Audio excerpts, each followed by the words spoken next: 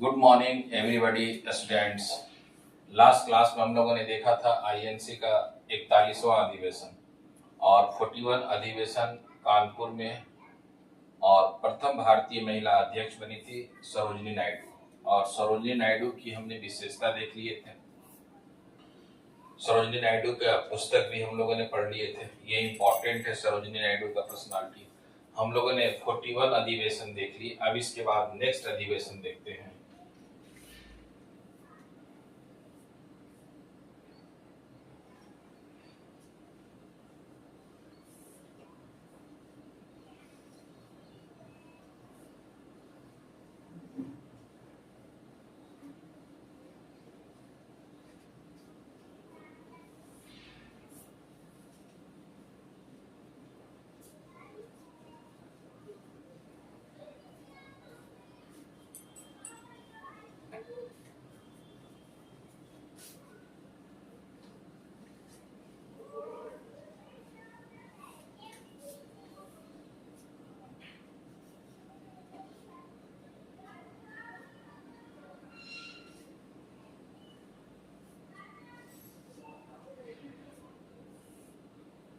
Next देखते हैं हम लोग हैं 44वां अधिवेशन।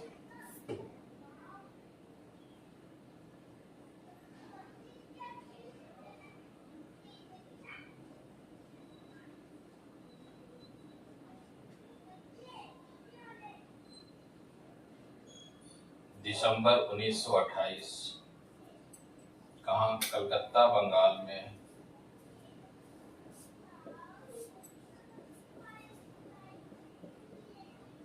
अध्यक्ष मोतीलाल नेहरू।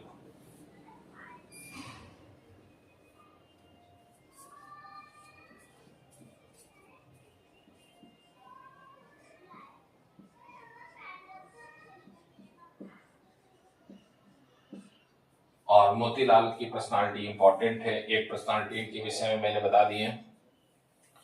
यह 1922 ईस्वी में भारत में संविधान बनाने के लिए गोलमेज सम्मेलन आमंत्रित करने का सुझाव देंगे ब्रिटिश सरकार को। इसके अलावा 1928 में ही इनके नेतृत्व में नेहरू कमेटी या नेहरू रिपोर्ट तैयार होगा। इसके अलावा इनकी एक पुस्तक है इंडिपेंडेंस। अच्छा, पिता के बाद पुत्र का अध्यक्ष बनने का यह पहला उदाहरण इस तरह का मिलेगा। तो आप याद रखिएगा, मोतीलाल नेहरू। पुस्तक इनका है इंडिपेंडेंस।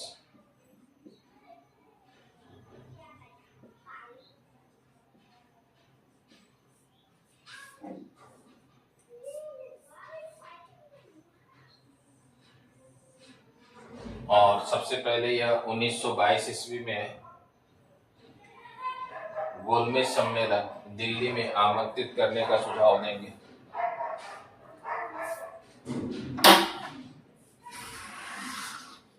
आमंत्रित करने का सुझाव देते हैं।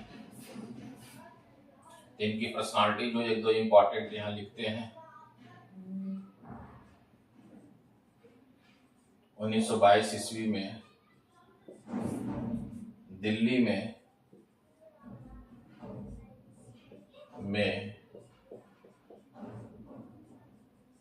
गोलमेज सम्मेलन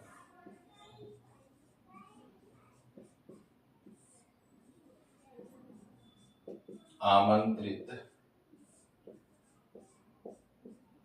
करने का सुझाव दिया था।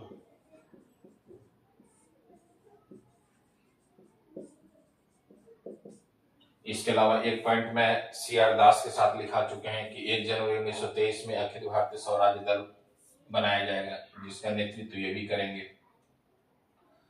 फिर इन्हीं के नेतृत्व में 1928 ईस्वी में नेहरू रिपोर्ट तैयार होगा।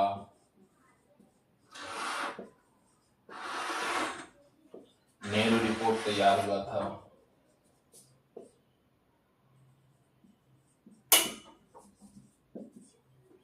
नेहरू रिपोर्ट जो है आधुनिक भारत का प्रथम लिखित संविधान है।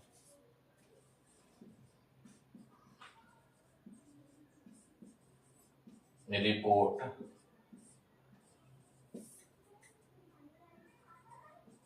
आधुनिक भारत का प्रथम लिखित संविधान माना गया है।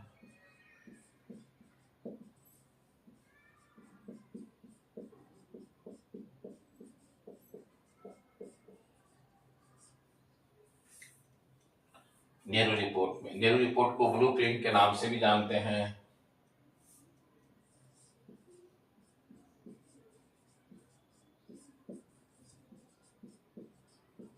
रिपोर्ट को ब्लू प्रिंट के नाम से भी जानते हैं।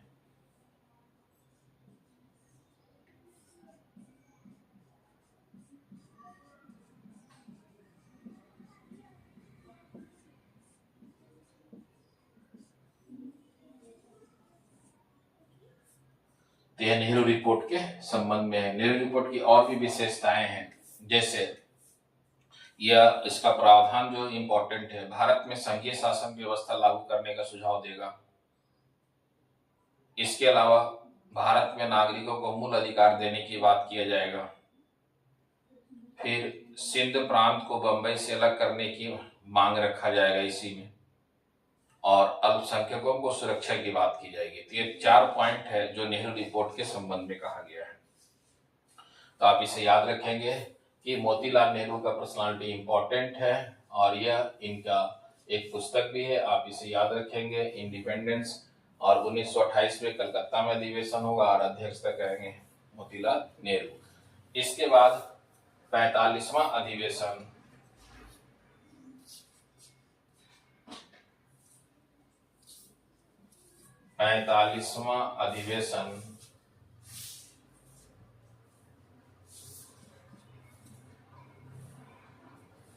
दिसंबर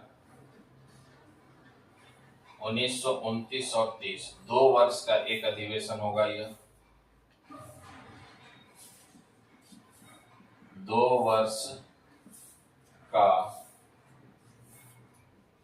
एक अधिवेशन।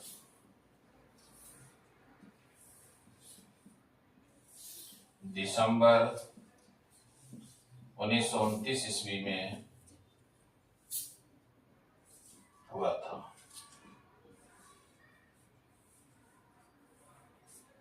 कहाँ? लाहौर, रावी नदी के किनारे,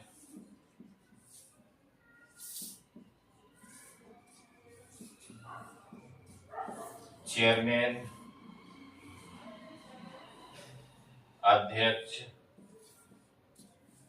जे नेहरू थे।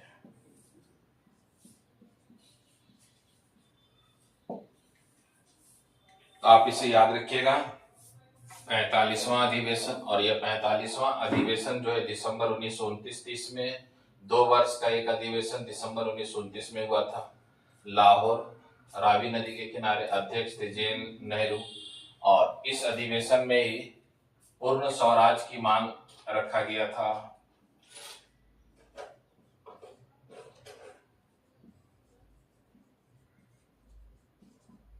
में पूर्ण स्वराज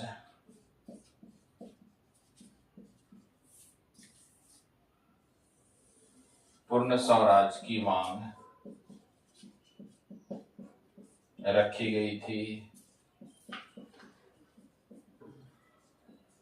पूर्ण स्वराज का प्रस्ताव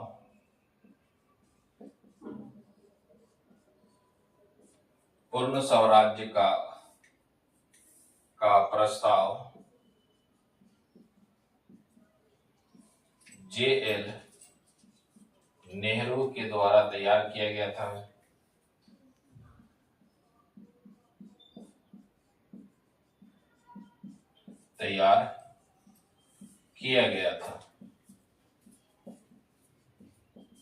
इसके साथ साथ 26 जनवरी 1930 ईस्वी में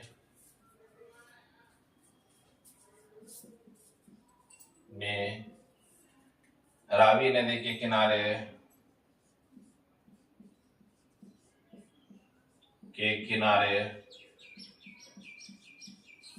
भारतीय तिरंगा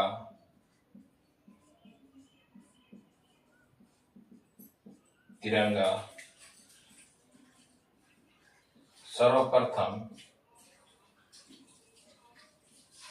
फहराया गया था। और ये आप याद रखिएगा डेट 26 जनवरी 1930 को जब राष्ट्रीय तिरंगा फहराया गया लाहौर रावी नदी के किनारे। इसके 20 वर्षों के बाद 26 जनवरी 1950 को भारत के संविधान को लागू किया गया और India is a Republican country बन गया, भारत एक गणराज्य बन गया। तो आप इसे याद रखिएगा, ये इंपॉर्टेंट है। जवाहरलाल नेहरू के नेतृत्व में भारतीय तिरंगा फहराया गया। पूर्ण स्वराज का प्रस्ताव, ये भी क्वेश्चन यूपीएससी में आ चुका है। पूर्ण स्वराज का प्रस्ताव की मांग किया गया। पूर्ण स्वराज का प्रस्ताव किसके द्वारा लिखा गया? तो इंपॉर्टेंट है, इसे आप स्क्रीनशॉट ले सकते हैं।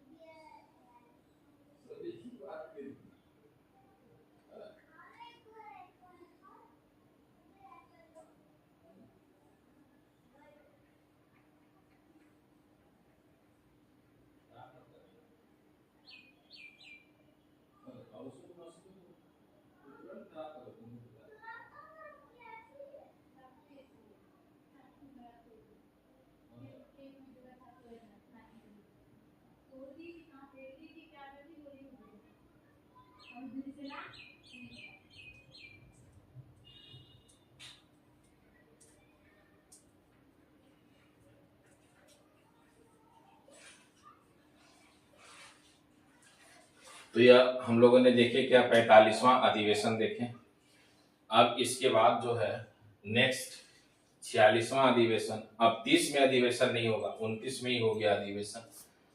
यहाँ 2 वर्ष का एक अधिवेशन इंपॉर्टेंट है ना। अब जो हम लोग देखेंगे 46वां अधिवेशन।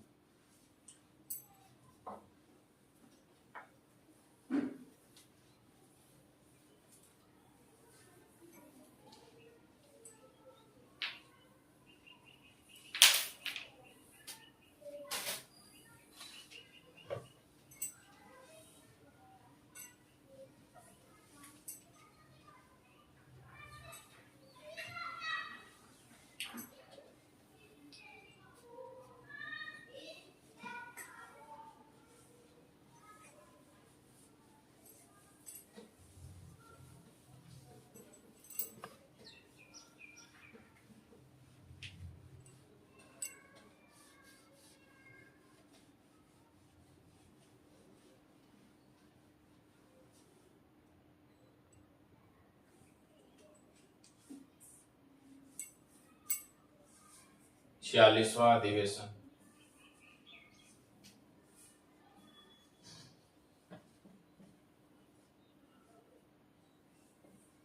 दिसंबर 1931 कहाँ? कराची,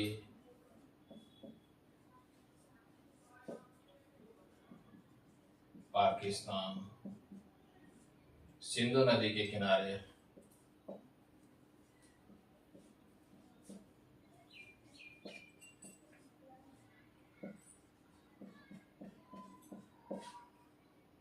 अध्यक्ष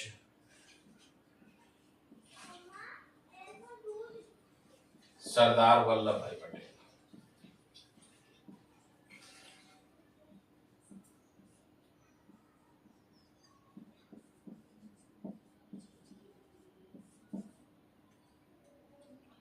सरदार वल्लभ भाई पटेल इसका चेयरमैन बनेंगे और इस अधिवेशन में कांग्रेस जो है 2 महत्वपूर्ण प्रस्ताव को पास करेगा। इस अधिवेशन में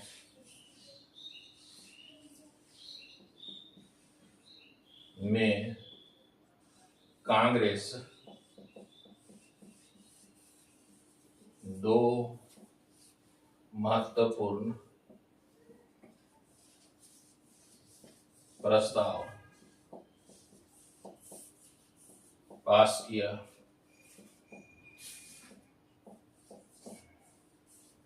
पहला,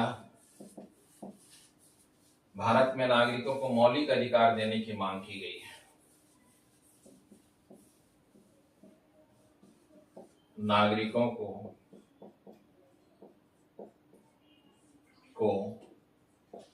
मौलिक अधिकार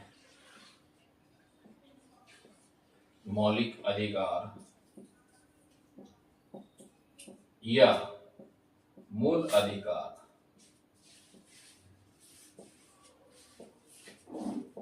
देने की मांग की।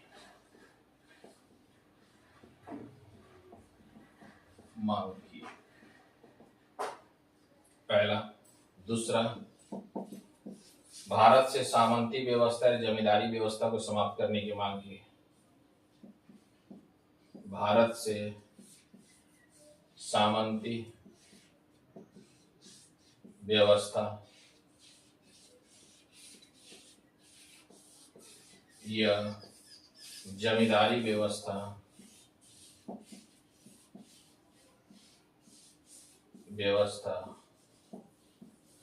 को समाप्त करने की मांग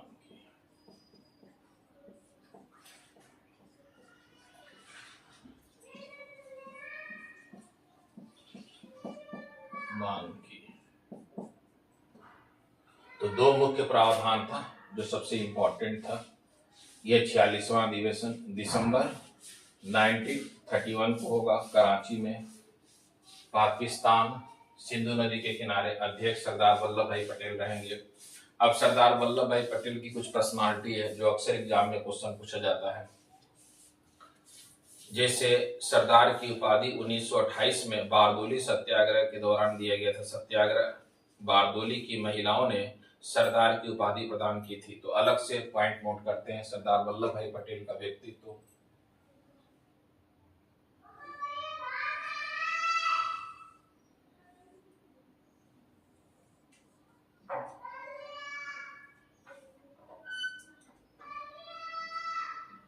तो 1928 ईस्वी में बारदोली सत्याग्रह हुआ था।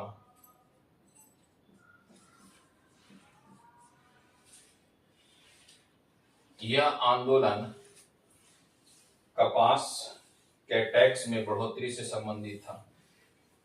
यह आंदोलन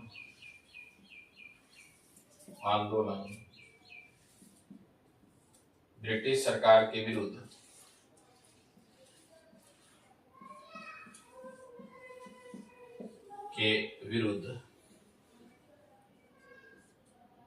ब्रिटिश सरकार के विरुद्ध कपास के किसानों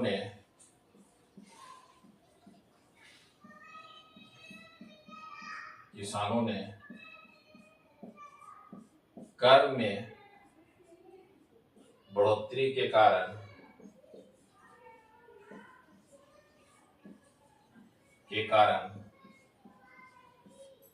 किसानों ने कर में बढ़ोतरी के कारण आंदोलन किया था।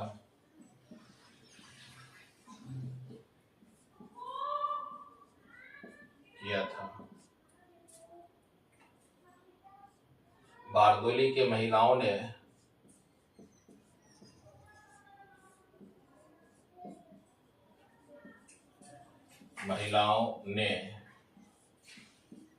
वल्लभ भाई पटेल को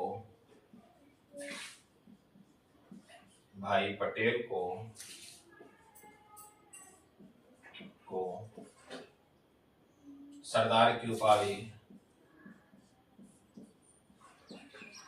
उपाधि प्रदान की थी।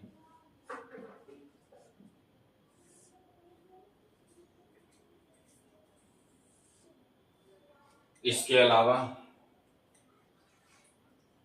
सरदार वल्लभ भाई पटेल को भारत का बिस्मार्क कहा जाता है। सरदार वल्लभ भाई पटेल को भारत का बिस्मार्क कहा जाता है।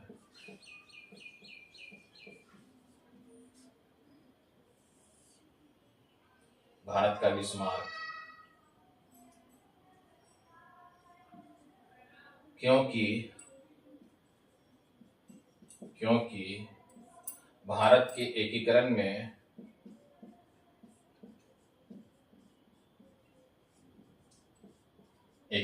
में सरदार वल्लभ भाई पटेल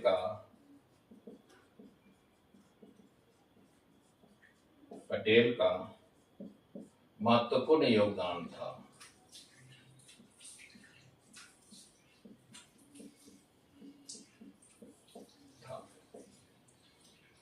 इसके अलावा जब संविधान सभा बनेगा तो संविधान सभा इनके नेतृत्व में कुछ समिति बनेगा, जैसे मौलिक अधिकार समिति है, प्रांतीय समिति है। जैसे जब अंतरिम सरकार बनेगा तो अंतरिम सरकार में भारत के प्रथम होम मिनिस्टर बनेंगे, स्वतंत्र भारत के प्रथम होम मिनिस्टर बनते हैं। ये इनकी विशेषताएं हैं जो सबसे इंपॉर्टेंट है सरदार वल्लभ भाई पटेल की। और सरदार वल्लभ भाई पटेल से अक्सर एग्जाम में क्वेश्चन पूछा जाता है। और ये 46वां अधिवेशन हुआ था 1931 में, कहा? कराची में। उसका चेयरमैन कौन थे? सरदार वल्लभ भाई पटेल। आप इसका आराम से स्क्रीनशॉट ले सकते हैं।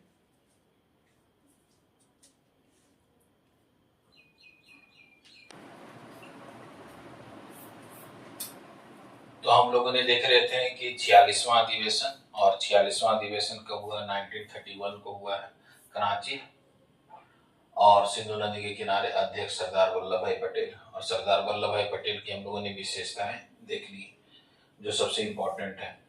इसके बाद नेक्स्ट अधिवेशन देखते हैं।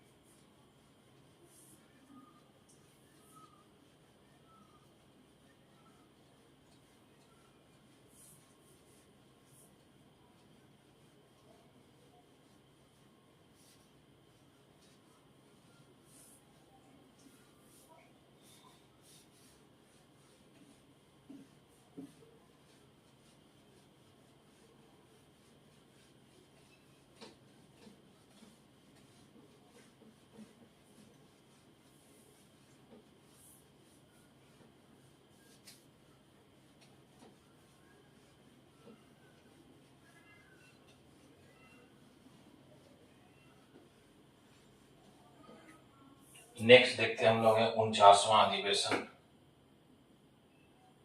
46 देख लिए। 46 के बाद हम लोग देखते हैं कि 48वां अधिवेशन देखते हैं। और यह 48वां 49वां अधिवेशन जो है 49वां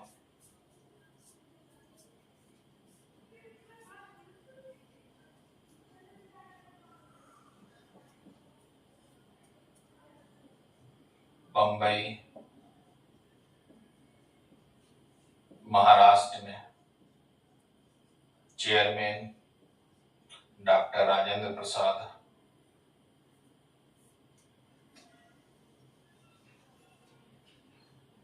दिसंबर 1934 बम्बई महाराष्ट्र।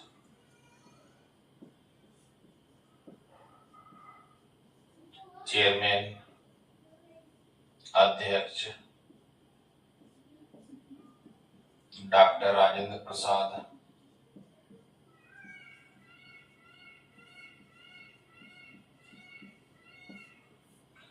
और इस अधिवेशन अधिवेशन में एक सबसे इम्पोर्टेंट है, 2024 में क्वेश्चन पूछा गया था समाजवादी, और यह मैचिंग करने के लिए दिया गया था यूपीएससी के पेपर में। तो यहाँ एक संगठन बनाया जाएगा, किसके द्वारा? जयप्रकाश नारायण के द्वारा, भारतीय समाजवादी दल, 1934 में।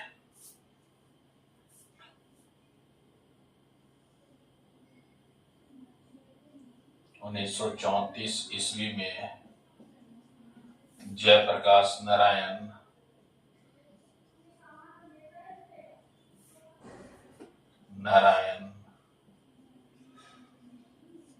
भारतीय समाजवादी दल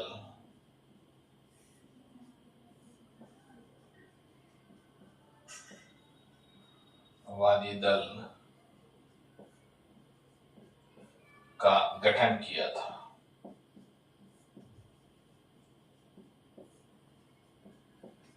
और यह क्वेश्चन पूछा गया था 2024 में आईएएस के पेपर में, जिसमें भारतीय समाजवादी दल नहीं लिखा था, केवल समाजवादी दल, समाजवाद के रूप में उल्लेख था। और यह क्वेश्चन 2024 में सिविल में आ चुका है। तो आप इसे याद रखिएगा। 1934 में ही जयप्रकाश नारायण ने Bharatiya Samaj, Indian socialist party जिसको कहा गया, गठन किया गया जयप्रकाश नारायण। डॉक्टर राजेंद्र प्रसाद का एक इंपॉर्टेंट पुस्तक है इंडिया डिवाइडेड।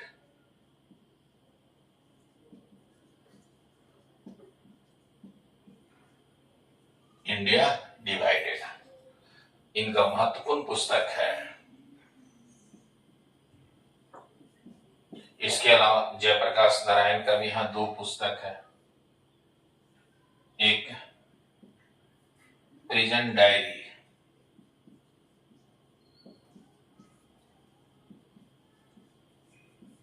दूसरा वाई सोशलिज्म।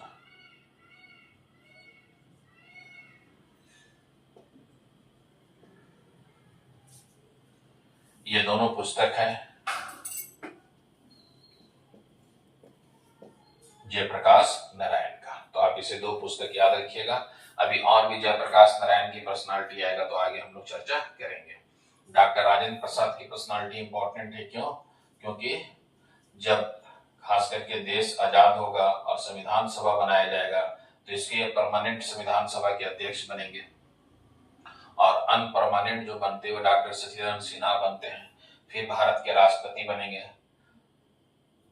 1950 में जब भारत का राष्ट्रपति बनाया जाएगा तो 2 साल संविधान सभा के द्वारा होगा। 1951-52 में फिर चुनाव होगा राष्ट्रपति का, और उसमें 2 कार्यकाल करेंगे डॉक्टर राजेंद्र प्रसाद।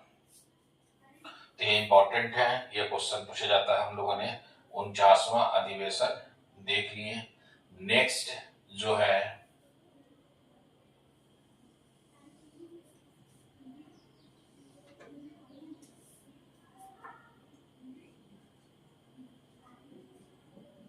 इक्यावनवां अधिवेशन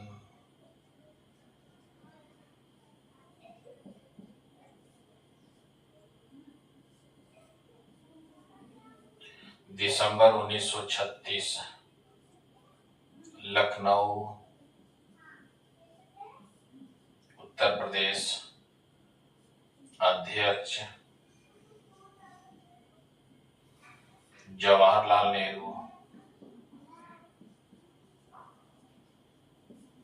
और इस अधिवेशन की एक विशेषता क्या है कि इसी अधिवेशन में लखनऊ में ही बिहार का एक नेता है स्वामी सहजानंद, अखिल भारतीय किसान सभा का गठन करेंगे।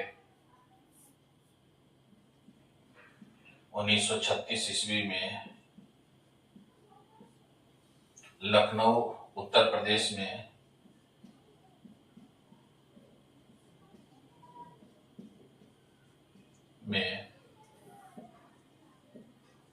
बिहार का नेता स्वामी सहजानंद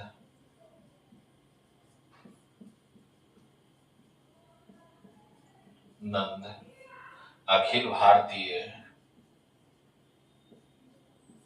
भारतीय किसान सभा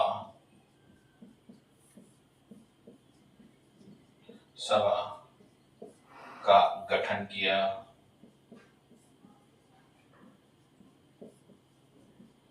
जो अक्सर एग्जाम में क्वेश्चन पूछा जाता है कि अखिल भारतीय किसान सभा का गठन किसके द्वारा किया गया, तो आप इसे याद रखिएगा, स्वामी सहजानंद के द्वारा किया गया है।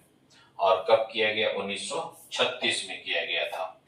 फिर इसके बाद नेक्स्ट अधिवेशन होगा वह 52वां अधिवेशन होगा फैजपुर में।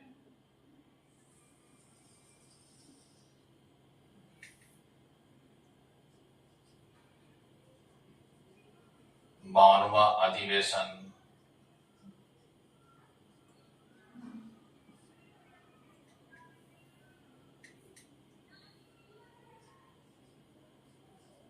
दिसंबर 1937, कहाँ, फैजपुर, उत्तर प्रदेश में। अध्यक्ष जवाहरलाल नेहरू।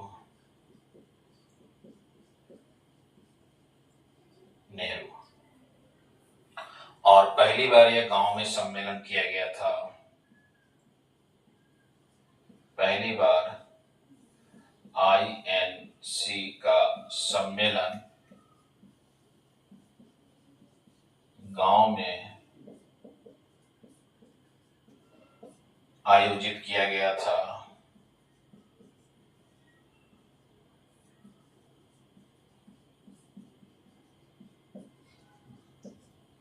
तो आप इसे याद रखिएगा, जो इंपॉर्टेंट है सम्मेलन, यह 52वां अधिवेशन जो है, आप इसे आराम से स्क्रीनशॉट ले सकते हैं।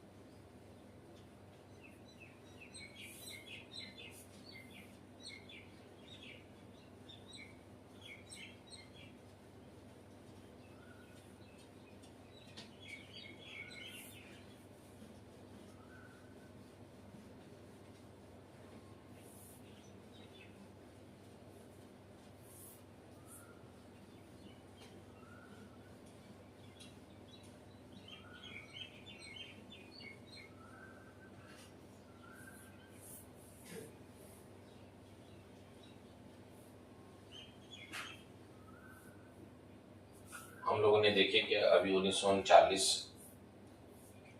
जो हम लोगों ने देखे अधिवेशन हुआ 1937 में, देखिए फैजपुर में। और यह फैजपुर में जो अधिवेशन है बहुत ही इंपॉर्टेंट अधिवेशन हुआ था। पहली बार गांव में हुआ था जो 52 था। अब अगला देखते हैं 53 अधिवेशन।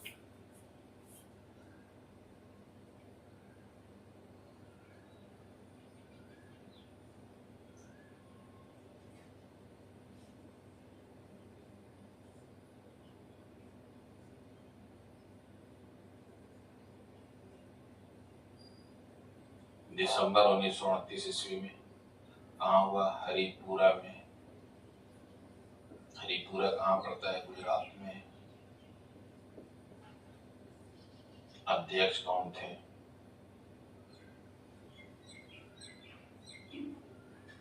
सुभाष चंद्र बोस थे। और यह बहुत ही इंपॉर्टेंट है 53 अधिवेशन। इसलिए इंपॉर्टेंट है कि 53 अधिवेशन में ही एक बनाया जाएगा भारत में विकास करने के लिए नेशनल प्लानिंग कमेटी बनाई जाएगी। और नेशनल प्लानिंग कमेटी का अध्यक्ष बना दिया जाएगा किसको, जवाहरलाल नेहरू को। इस अधिवेशन में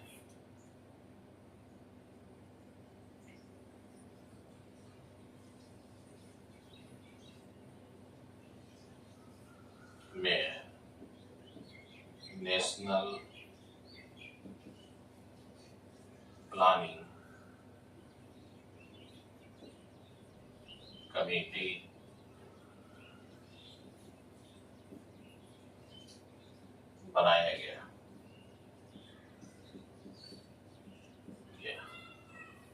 इस कमेटी का अध्यक्ष,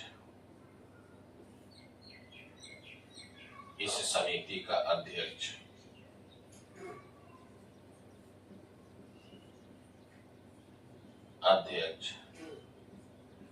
JL नेहरू को बना दिया गया।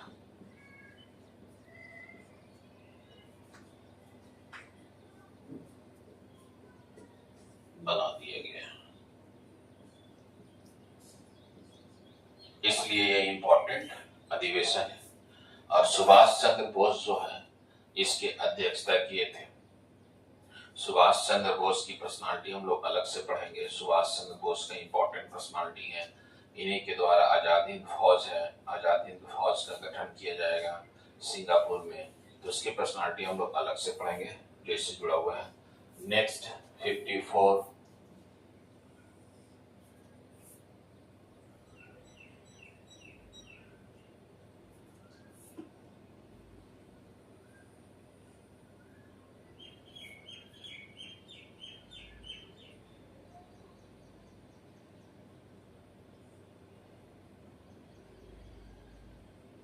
दिसंबर 1939 कहाँ हुआ था? त्रिपुरी में। त्रिपुरा राज्य MP का। त्रिपुरा एक राज्य और एक त्रिपुरी MP में शहर है। इसका भी अध्यक्ष बनाए गए थे सुभाष चंद्र बोस को। लेकिन यहाँ सुभाष चंद्र बोस के जो विरोध में खड़ा थे पट्टाभी सीतारामैया थे। पट्टाभी सीतारामैया थे और पट्टाभी सीतारामैया को महात्मा गांधी का आशीर्वाद था। महात्मा गांधी का आशीर्वाद था पट्टाभी सीतारामैया को। तो इसीलिए यह 54वां अधिवेशन इंपॉर्टेंट है। और इसी अधिवेशन में गांधी और बोस के बीच में विवाद होगा। इस अधिवेशन में महात्मा गांधी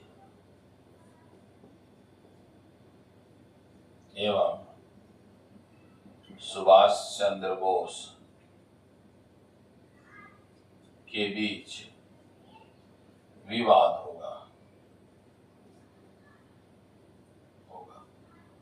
और इस विवाद के कारण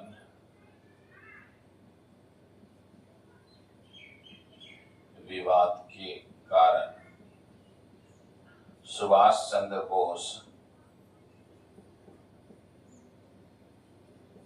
बोस अध्यक्ष पद से त्याग पत्र दे देंगे।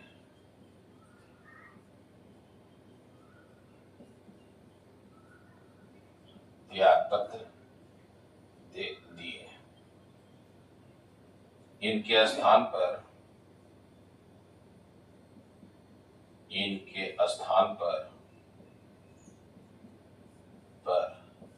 डॉक्टर राजेंद्र प्रसाद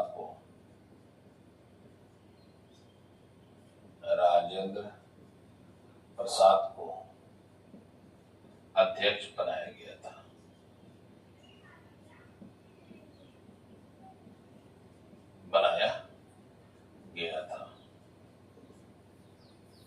तो ये इम्पोर्टेंट है। सुभाष चंद्र बोस का विवाद और जो महात्मा गांधी के विवाद है उसको हम अलग से देखेंगे। सुभाष चंद्र बोस की पर्सनालिटी अलग से पढ़ेंगे। तो हम लोगों ने कौन सा अधिवेशन कर लिए? 54वां अधिवेशन।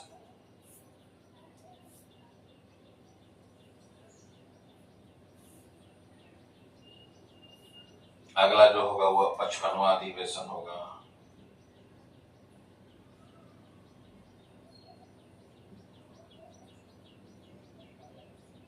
कहाँ होगा, कब होगा? दिसंबर 1940। कहाँ होगा? रामगढ़, बिहार। अब ये झारखंड में हो गया है। चेयरमैन, अध्यक्ष अबुल कलाम आजाद बनेंगे।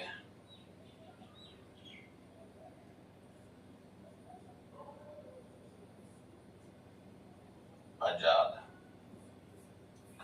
अब यहाँ जो क्वेश्चन पूछा जाता है एग्जाम में कि आईएनसी का सबसे युवा अध्यक्ष बनने वाले व्यक्ति कौन है, तो 1923 में बनते हैं अबुल कलाम आजाद। और सबसे लंबा अध्यक्ष बनने वाले कौन है, तो अबुल कलाम आजाद है। आईएनसी का सबसे युवा अध्यक्ष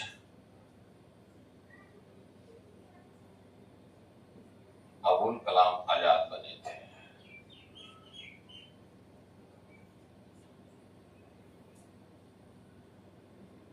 आजाद बने थे 1923 में। फिर आईएनसी का सबसे लंबा अध्यक्ष, आईएनसी का सबसे लंबा अध्यक्ष अबुल कलाम आजाद बने थे। अबुल कलाम आजाद 1940 से 1946 तक रहेंगे दिसंबर, फिर 46 में बदल जाएंगे। लगभग में कहिए तो 6 वर्ष से अधिक समय तक थे यह चेयरमैन। और यह अबुल कलाम आजाद जो थे यह 1940 से लेकर के 46 के बीच में अध्यक्ष बनते हैं। फिर इसके बाद चुनाव इसमें होगा। फिर सेकेंड वर्ल्ड वॉर के कारण 1941 से लेकर 1945 सेकेंड वर्ल्ड वॉर के कारण सम्मेलन नहीं होगा, नहीं होता है। तो इसका चेयरमैन कौन रहेंगे, यह अबुल कलाम आजाद ही रहते हैं। ये 55वां अधिवेशन है। 55वां अधिवेशन याद रखिएगा, रामगढ़ में है। चेयरमैन कौन है, अबुल कलाम आजाद। अबुल कलाम का एक पुस्तक है, India wins freedom. India wins freedom, जो अक्सर एग्जाम में क्वेश्चन पूछा गया बहुत जगह कि इनकी महत्वपूर्ण पुस्तक कौन सी है, तो आप याद रखिएगा इंडिया विंस फ्रीडम। इसके अलावा अंतिम अधिवेशन जो होता है आजादी का जी अधिवेशन, वह 56वां अधिवेशन है।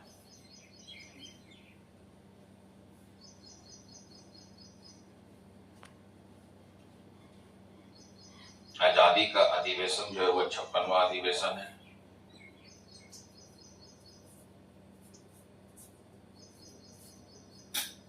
अधिवेशन, और यह अधिवेशन दिसंबर 1946 में होगा। कहाँ, मेरठ उत्तर प्रदेश में। अध्यक्ष जेबी कृपलानी थे।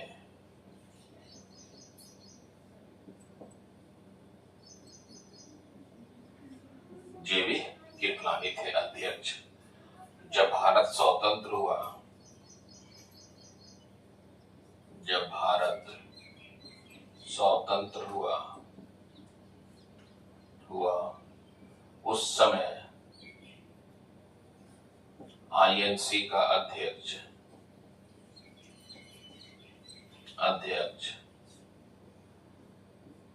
जेबी कृपलानी थे।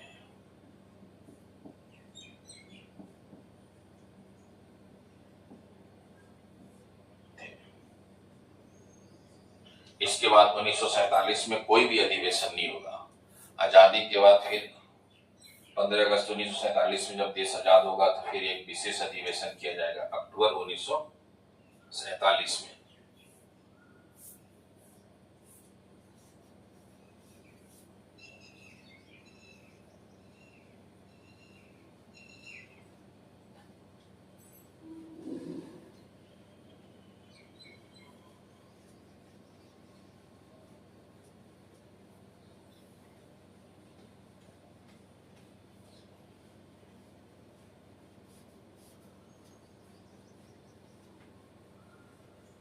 जब देश आजाद होगा तो पहला अधिवेशन विशेष किया जाएगा। विशेष अधिवेशन आजादी के बाद अक्टूबर 1947 ईस्वी में विशेष अधिवेशन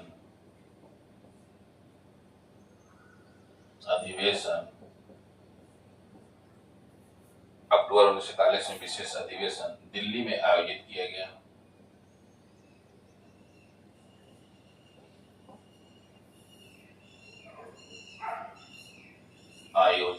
गया।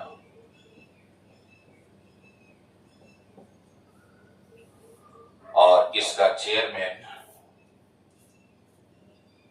इसका अध्यक्ष डॉक्टर राजेंद्र प्रसाद को बना दिया गया।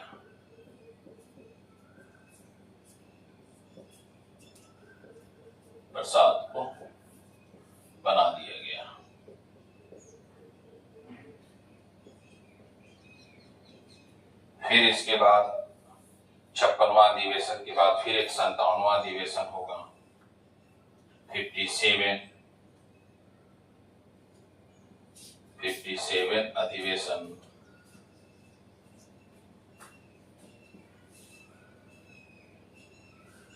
दिसंबर 1948 में कहा, जयपुर राजस्थान में।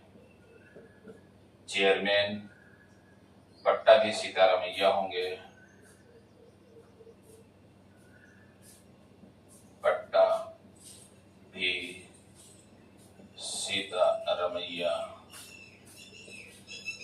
तो आजादी के बाद पहली बार जयपुर में अधिवेशन किया जाएगा, वह है 57 अधिवेशन होगा। और यह अधिवेशन जो है जयपुर राजस्थान में आयोजित किया जाएगा दिसंबर 1948 में। और पट्टाभी सीतारमैया का एक पुस्तक है जो अक्सर एग्जाम में क्वेश्चन पूछा जाता है, history of Congress. History of Congress यह बहुत बार एग्जाम में आ चुका है। इसके अलावा एक अधिवेशन और भी है जो आप कर सकते हैं कि वह अवाडी में अधिवेशन होता है 1955 में। 1955 में INC का अधिवेशन अवाडी में आयोजित होगा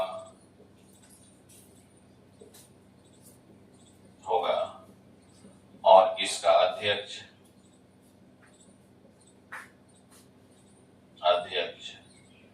जेल नेहरू होते हैं।